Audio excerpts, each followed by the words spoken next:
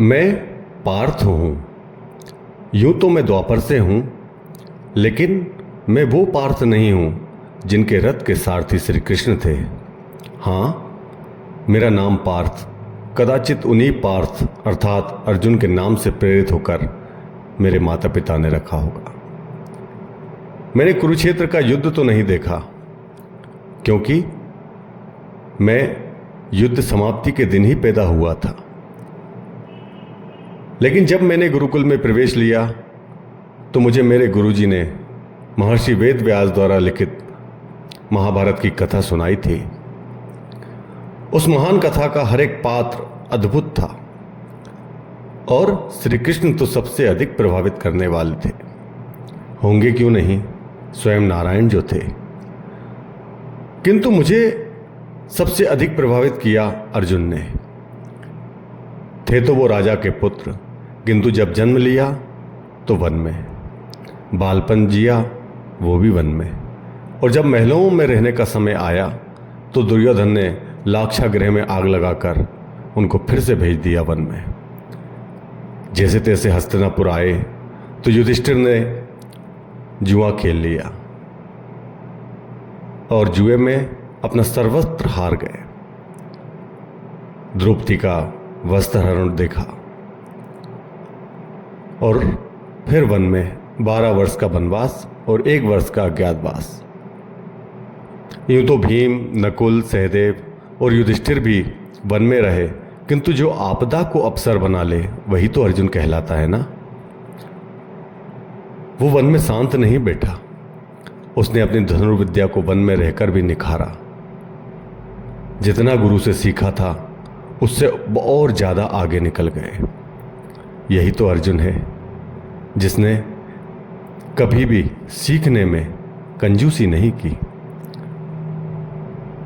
सोचो, हमें अगर ईश्वर 1 मिनट के लिए भी मिल जाए तो हम क्या क्या नहीं मांग लेंगे। धन, संपदा, संतान, बंगला, गाड़ी, वैभव, ऐश्वर्य, सब कुछ मांग लेंगे। लेकिन श्री कृष्ण सा मित्र होने के बाद भी अर्जुन ने दिव्यास्त्र मांगे नहीं, बल्कि तपस्या से प्राप्त किए। पहले इंद्र की तपस्या की। जब इंद्र प्रसन्न हुए और अर्जुन ने दिव्यास्त्र मांगे तो इंद्र ने कहा, जब तक तुम महादेव से पाशुपत अस्त्र प्राप्त नहीं कर लेते तब तक तुम दिव्यास्त्र प्राप्त करने के अधिकारी नहीं बन सकते। अर्जुन महादेव को प्रसन्न करने के लिए तपस्या करने बैठ गए और जब तपस्या पूर्ण होने वाली थी तभी दुर्योधन ने एक राक्षस भेज दिया अर्जुन को मारने के लिए। अरे मैं भी कहाँ आपको महाभारत सुनाने लगा, वो तो आप सबने वैसे भी सुन रखी है। मैं तो आपको ये बता रहा था कि मैंने महाभारत की कथा सुनी और उसमें सुना था कि युद्ध के बाद पांडव पर स्वर्गारोहण के लिए हिमालय पर चले गए। मैं भी स्वर्ग के उस रास्ते को खोजने चल पड़ा जिस पर मेरे प्रेरणा स्रोत अर्जुन चले थे। चलते चलते मैं थक गया और यहीं एक पेड़ की छाया में विश्राम करते हुए मेरी आंख लग गई। चारों तरफ स्त्रियों की चीख पुकार, गोलियों की आवाज, इनको सुन के मेरी आंख खुली।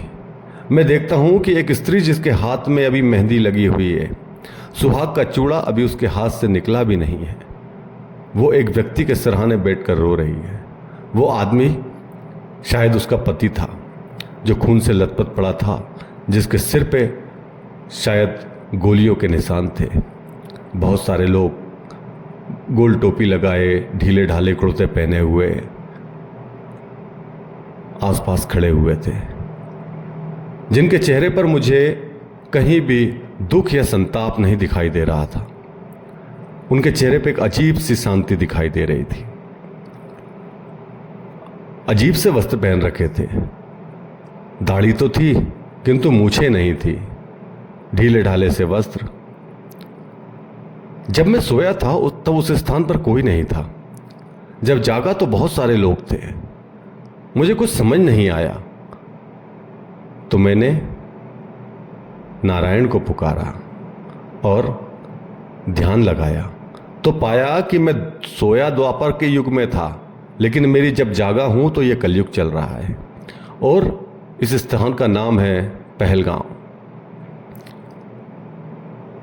जब मैंने अंतर्ध्यान हुआ, ध्यान लगाया, तो पाया कि यहाँ कुछ मुसलमान आतंकियों ने कुछ लोगों को केवल इसलिए मार दिया क्योंकि वो हिंदू थे। और वहाँ पे कुछ घुड़सवार भी थे। वो मेरे काल वाले घुड़सवार जैसे नहीं थे, अजीब से मरे खुले से, जो केवल धन कमाने के लिए और लाशों का सौदा करने के लिए शायद वहाँ खड़े हुए थे। मन में आया कि मैं भी क्षत्रिय धर्म का पालन करते हुए इन दुष्टों के विरुद्ध अपना धनुष उठा लूं, किंतु किसी अदृश्य शक्ति ने मुझे रोक लिया।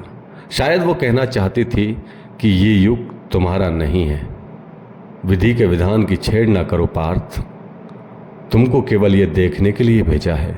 तुम केवल देखो, तुम केवल देखो, तुम केवल देखो।